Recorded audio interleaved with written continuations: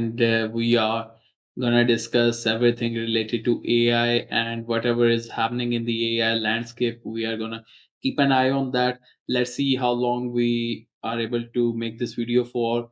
But I think we should jump straight into action. There's a lot to cover that we need to see. So first up, I came across this one. It's like a collection of articles that have been summarized by Perplexity, and the title of it is that tech firms cutting jobs to fund AI, not because AI replaced workers. See, it's widely talked about that AI is replacing the workforce, but this article has a unique take.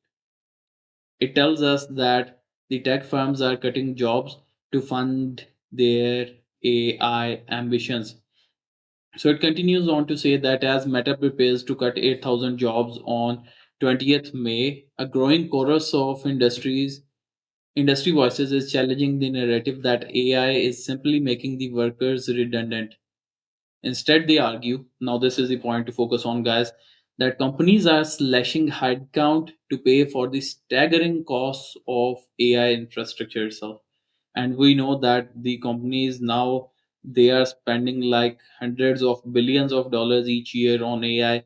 Facebook is projected to spend like Meta is projected to spend like $145 billion this year. Microsoft is almost spending $200 billion on AI. So we need to basically look into it and then make a informed narrative that what actually is happening behind the scenes, or we need to make a correlation over here, guys, because we are being told that AI is replacing the workforce, and this basically guides us that this could not be the case. So the cost argument. Zoho co-founder Sridhar Vambu stoked the debate this week by sharing a post from the Meta engineer Arnav Gupta and titled "The layoff will continue till we learn to use AI." So then it says that Vambu argued that rising costs for servers and GPUs, not automation replacing workers, are the primary driver behind workforce reduction, as employee salaries represent one of the few expenses company can immediately control. This makes sense, guys. The salaries that the companies give, they can control this. This is something that they have in their hand to control, and whenever you are operating a business, cost control is pretty important. But we need to continue to understand this better. Firms are cutting staff to redirect capital towards AI chips and data centers. This AI is not cheap, guys. There's a whole layer of infrastructure behind this, starting from energy, data centers, cooling systems, and all that. So, the AI infrastructure that the companies get to run their models, etc., it's like pretty expensive. What they get from the hyperscalers, ultimately, the costs add up and they have to bring the money to put into that. And what this article tells us is that the cost saved from cutting jobs, that is driving this funding towards AI. So Vambu questioned whether massive AI spending is translating into real productivity gains, noting that whilst developers can write more code with AI tools, the measurable business impact remains unclear. Another thing that I have to mention is that all these big companies, including Anthropic, they are hiring people. OpenAI, Anthropic, they are hiring people. Now the thing is, if AI is that much capable, so why is it that the companies that are pushing the narrative that AI is gonna take away the jobs of the workforce, why are they hiring people? This is a question that we need to answer. So Gupta, who noted that he could be among those affected by Meta's forthcoming cut, framed the layoff as a combination of rising infrastructure costs, organizational restructuring, and investor pressure rather than AI directly replacing roles. AI will eventually, in my opinion, but it's not. gonna be this soon, guys. So the numbers behind the shift. So it says that the scale of rebalancing is stark. Tech companies announced 81,747 layoffs in the first quarter of 2026. Oh my goodness. Check this out, guys. It says it's a 580% increase from the fourth quarter of 2025, according to the Kobise letter. I think this is a very well known social media channel as well, and also a newsletter. Yeah, so there's like a subscription model over here. While Meta has raised its 2026 capital expenditure to between 125 to 145 billion, during an April 30 town hall, CEO Mark Zuckerberg attributed the cuts to capital constraints rather than efficiencies gained from AI. Ah. Stating that as AI spending surges, the company must reduce its workforce to balance the budget. See, this is the bottom line, guys. As AI spending surges, the company must reduce its workforce to balance the budget. This necessarily doesn't mean that AI is capable enough to do the jobs that they are cutting off, but we need to keep this in mind, guys. Then it says an internal memo reportedly stated the layoffs would offset AI investments. This is exactly what we have been talking about before.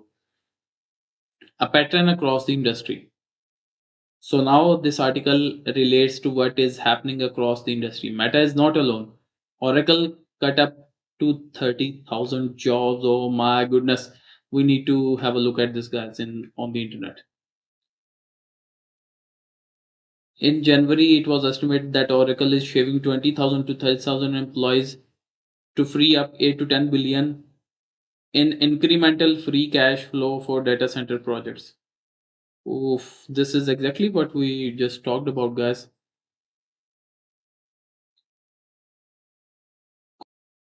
Companies including Amazon, Microsoft, Coinbase, and Block have all trimmed workforce this year while simultaneously ramping up AI investments. So, guys, this is the benefit of keeping an eye out on the AI news and AI stuff. So, what it essentially says over that AI funding is the primary driver behind companies cutting the jobs, companies laying off their workforce. It isn't necessarily that at this point AI is capable enough to do the jobs of those people, but the reason is that the companies have to put money into AI data centers, and also they are taking a bet on that.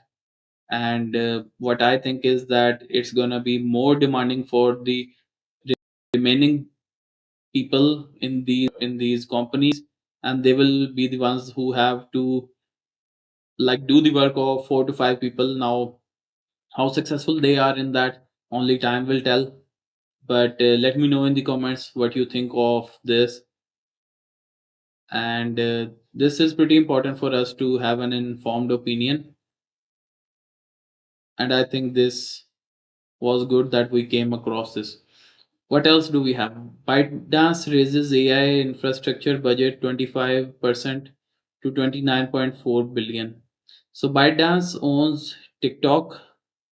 So the parent company of TikTok has increased its planned AI infrastructure spending for 2026 by 25%. Now, you must think as that a company who is running a social media like TikTok, what does AI has to do in that? We are gonna understand about this. Now, I have said this in multiple videos that Grok is my learning partner. Whatever question that we have, we go to Grok. So we are gonna ask Grok about this. Okay, Grok, go ahead and explain to me in very simple terms that a company like ByteDance or TikTok, who's running a social media, like they are increasing their AI budget to into billions, like it's almost gonna touch 30 billion US dollars. So, how big is this company on AI, and how does AI directly relate to their work for such huge amounts to be justified? So it's gonna give me an answer. We are gonna read through that. In the meantime, let us go back to the article. So bringing the total budget to over 20 billion yuan, which is 29.4 billion, up from a preliminary plan of on 60 billion yuan discussed last year.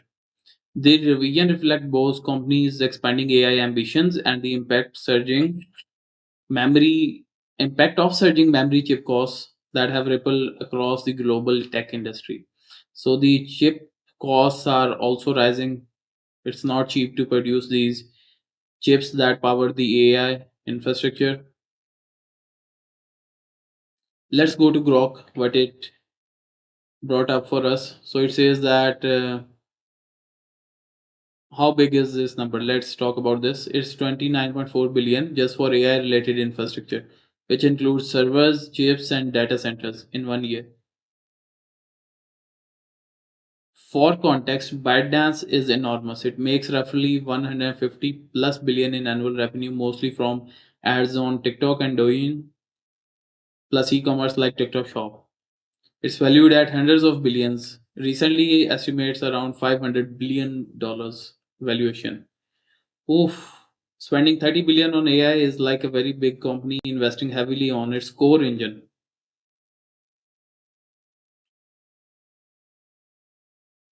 Why does a social media video company need so much AI?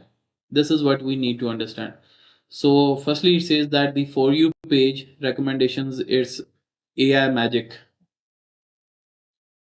TikTok's biggest strength is showing you videos you'll love in seconds, even if you don't search for them. AI watches what you watch, how long you watch, likes, skips, etc. Instantly learns your taste.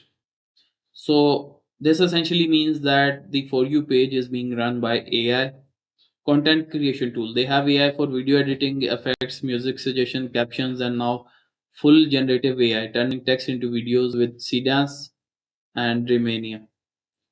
This helps creator make better stuff faster. Okay.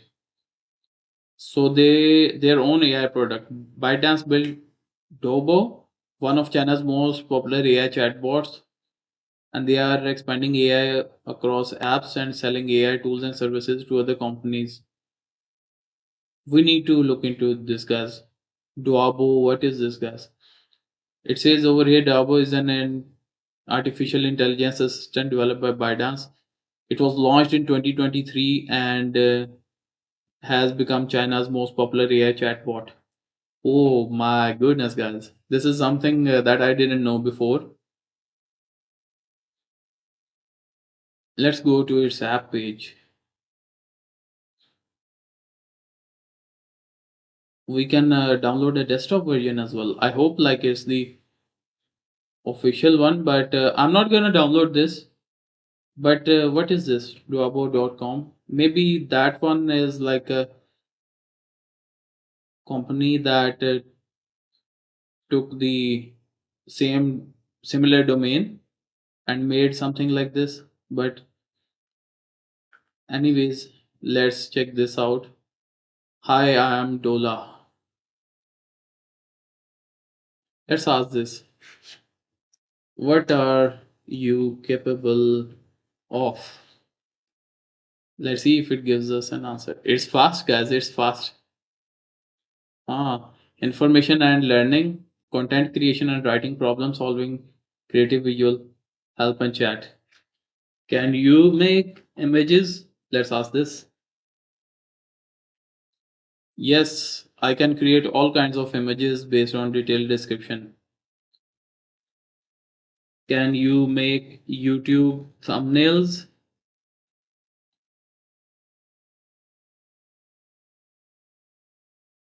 Oh my goodness, guys, it's generating something. Interesting, guys. By the way, for my channels, I use ChatGPT to make the thumbnails. Like I had this one going on over here. So I'll take the description form over here and I'll go to the Dola chatbot over here and I'm gonna also give it my image. Let's see what it gives us. Use my image as a reference and make me a thumbnail for the above. It says you can only send up to 6 chats per day. Okay. What I'm gonna do is I'm gonna open this up in an incognito tab. Let's see if we are able to chat with this over there. Now let me bring the description,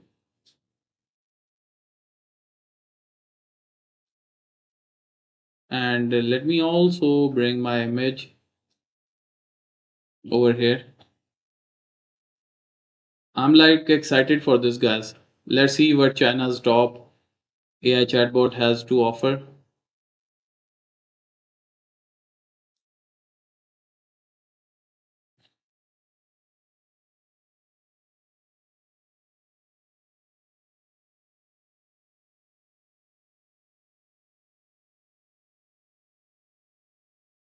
Okay, let's see what it makes for us. I think it's gonna surprise us.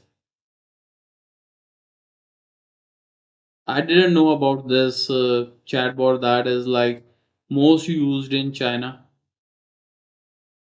but I think we are in for quite a surprise. Guys, there's the moment of truth.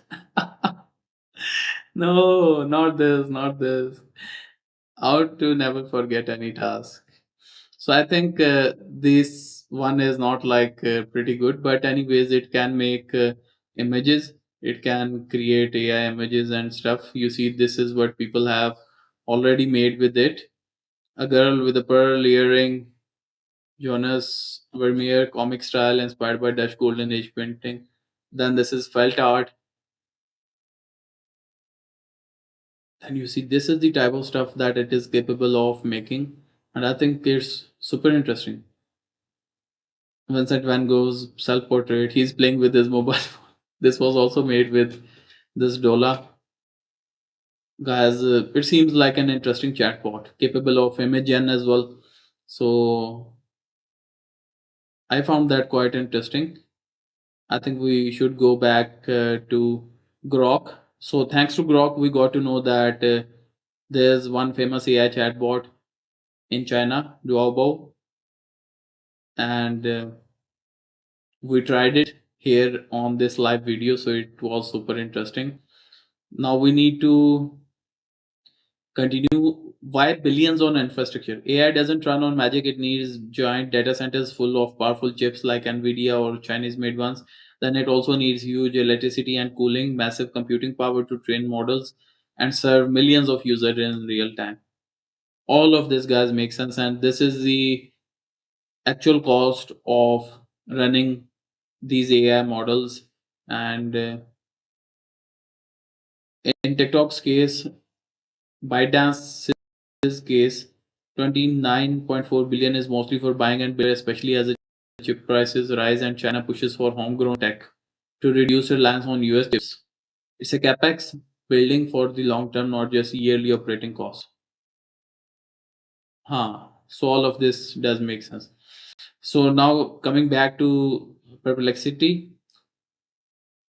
So it says that rising costs drive budget overhaul. The budget increase comes as memory chips have prices have skyrocketed industry wide. DRAM contract prices rising roughly 95% quarter over quarter in Q1 2026. What is DRAM, guys?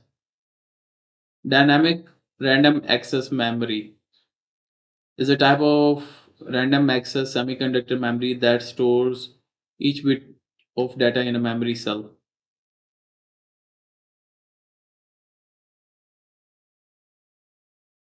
Okay. Microsoft attributed 25 billion of its record 190 billion capex budget to a higher memory and component cost, while Meta raised its full year capex range to 125 to 145 billion plus. Interesting, guys.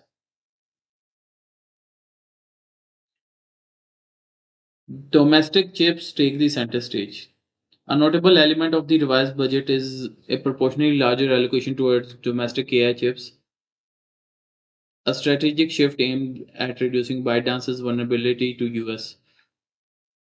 You see, guys, we talked about this over here on when we were reading about on this Grok chat.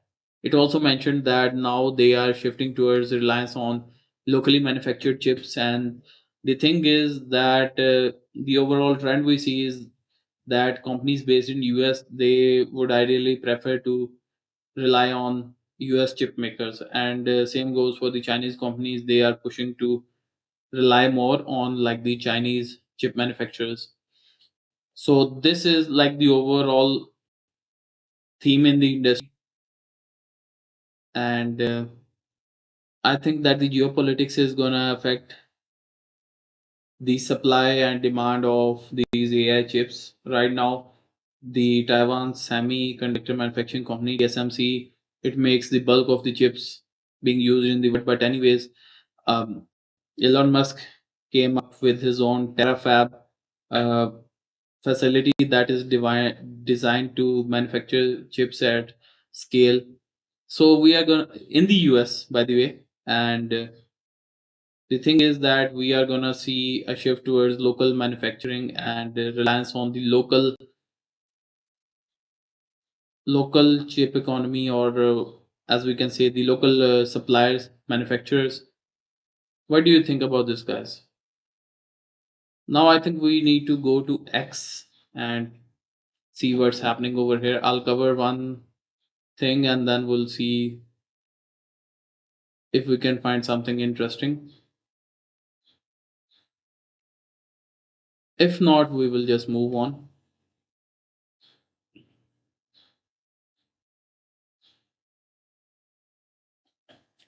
Sam Altman just asked, like, what would you most like to see improve in our next model? Okay, other than more goblins, I think this reasonably well matches what we are prioritizing. Interesting. So let's see what people have said. Instruction following and writing. Less hallucination, more intellectual pushback. Okay. Front end is obvious. Yeah, OpenAI's ChatGPT Codex is not like very good at front end, but front end. Oh my God! Please front end. Put an end to GPT's sycophantic love of fake dashboard charts, weird metrics about data that have zero value and are just noise. Okay. Creative writing, decisiveness. I think models need a much better sense of time. So guys, they are sourcing ideas from the community, from the users. This is pretty interesting, guys.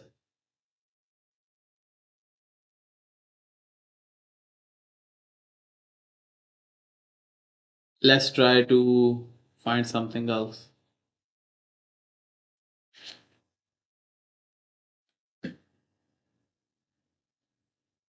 So what is this, guys? This kind of looks interesting. Early look at the image. Let me read that again. Early look at the Imagine Agent mode on Grok app for iOS.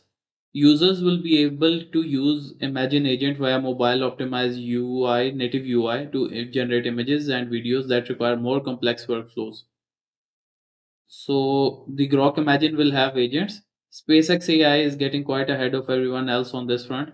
We just need Imagine V2 now. Additional skills are coming soon on mobile as well. So this is basically the whole work, like the scheme these days, the agents, skills, and I think it's gonna come to Grok. Imagine we need to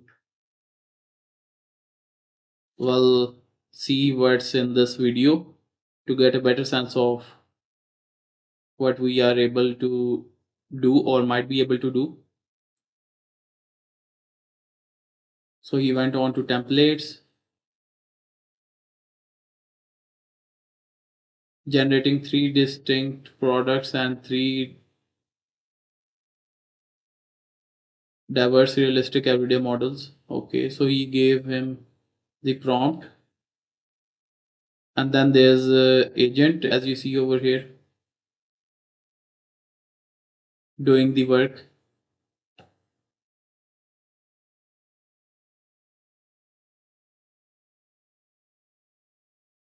What exactly is this agent doing? It's sketching out scenes. Okay.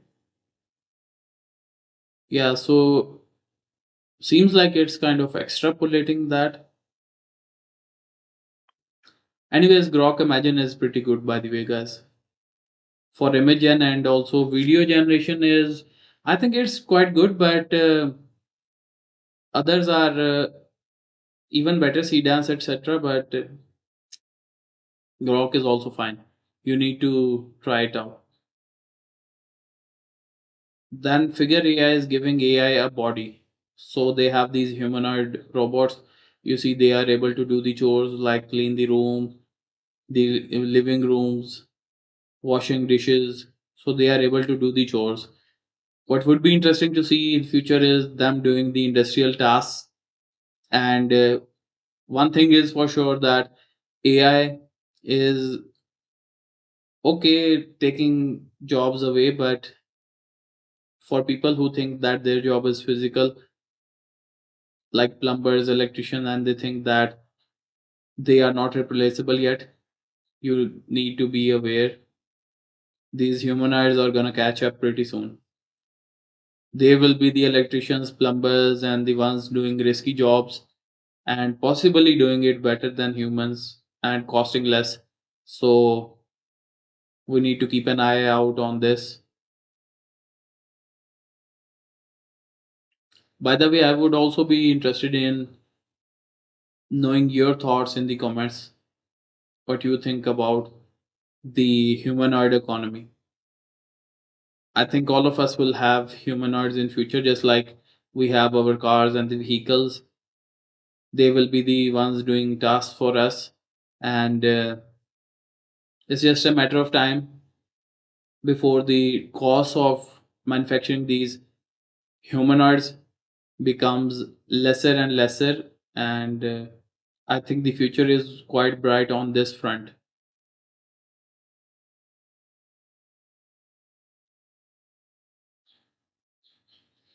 SpaceX has officially filed a new trademark application for wordmark SpaceX AI. By the way, I posted the other day that someone needs to make a meme coin on this. Anyways, the description says providing satellite based data center services and orbital computing infrastructure, cloud computing, and software as a service featuring AI for data processing, storage, analysis, model training, inference, and AI workload management on satellite constellations and space based platforms.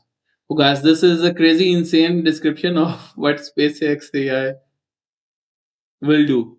Basically, this is like the scope of SpaceX AI and the trademark application. Oh, goodness. The description is quite intensive.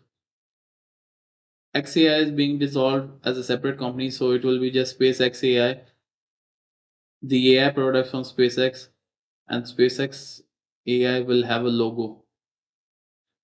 Okay, so they have filed for a trademark application.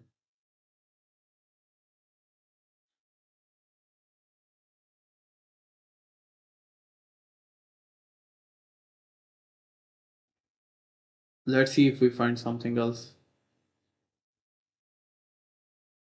If the biggest problems for data centers is cooling, why aren't we putting them in Antarctica?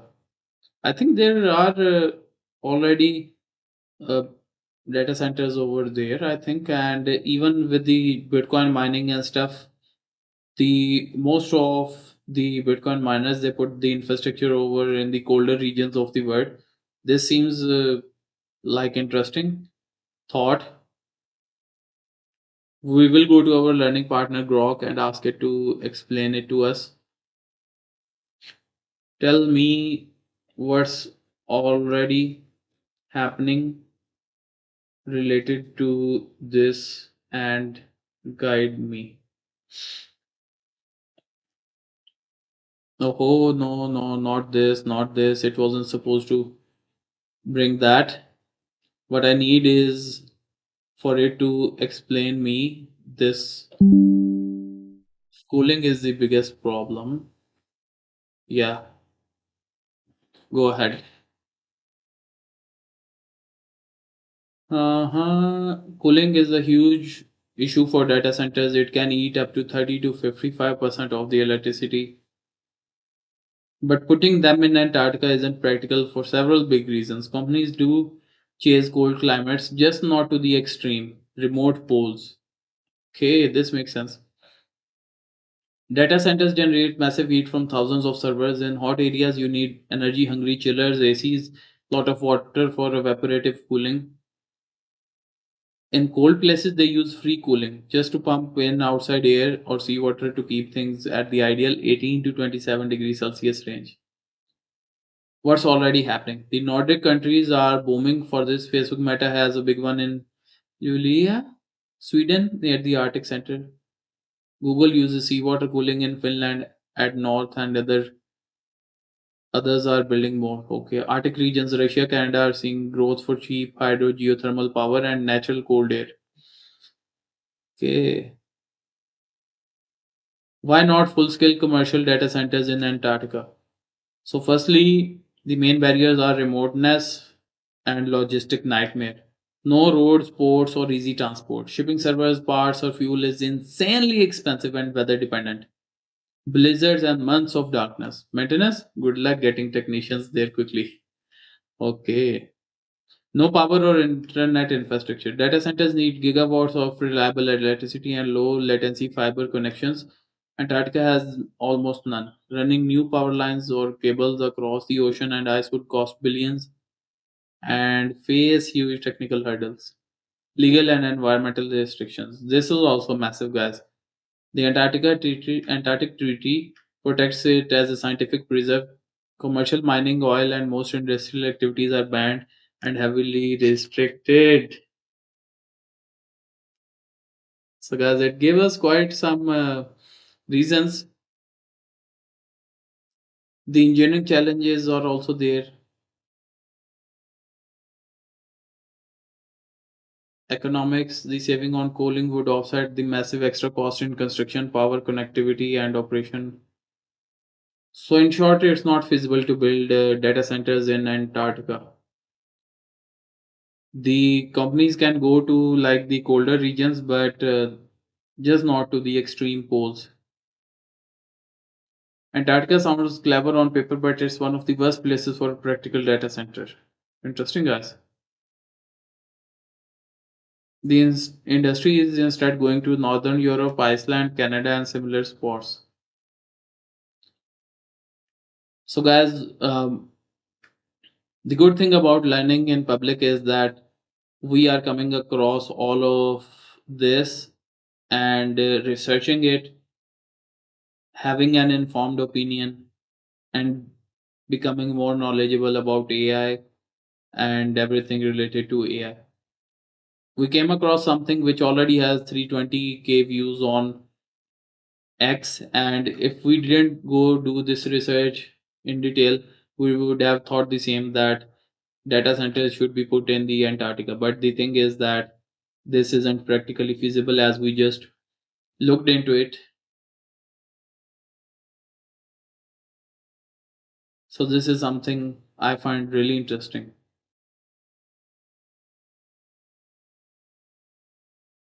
There's a lot of comments, but, anyways, we have informed ourselves. We have an informed right now. Here is the best way to imagine a game set in Japan by Rockstar Games. GTA 5 reimagined in Japan by AI. If you guys, this is GTA 5, but Keep imagine coolio, how baby. AI. It's just a It'll call. be interesting to see which AI was used. Let's see the comments. So someone tried Germany, Bali, Thailand, Norway, Russia, Australia. So far, Australia and Russia have been the funniest. Пора валить отсюда. Бега. All right, mates. The bank's just ahead. This seems Blue Australia. cropping ahead. I see it. Keep going for that. By the way, Grok does a very good at imagining this kind of stuff, but I think Sedan also way better. And guys, right now I'll be ending this live stream and hopefully we'll meet soon, guys. Stay blessed.